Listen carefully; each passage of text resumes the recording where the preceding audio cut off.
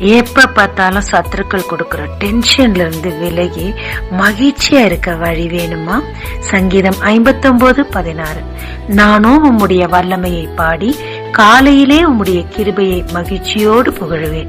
எனக்கு நெருக்கம் உண்டான நாளிலே நீர் எனக்கு தஞ்சமும் உயர்ந்த அடைக்கலமும் ஆனீர். கோலியாத்துக்கு ரொம்ப பெருமை. அதனால தேவ ஜனங்களை வசனம் 12 பிரகாரமாக இரவும் பகலுமாக நிந்தித்துக் கொண்டிருந்தார். மனுஷனுடைய வார்த்தைகள் நம்ம மிகவும் சோர்வடைய செய்யும்.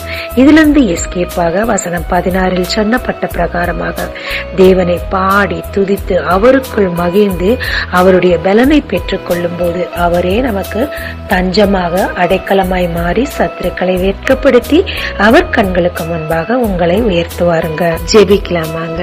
சத்துருக்களின் நிந்தையினால் என் மனம் துவளாமல் தாவீதை போல் உம்மை துதித்து உமக்குள் மகிழ்ந்து பலன் எடுத்துக் கொள்ள கிருபை தாரும். இயேசு மூலம் பிதாவே, ஆமென். இயேசு கிறிஸ்துவின் நாமத்தில் இந்த நாளில் உங்களை ஆசீர்வதிக்கும் ஜீசஸ் விஷன்.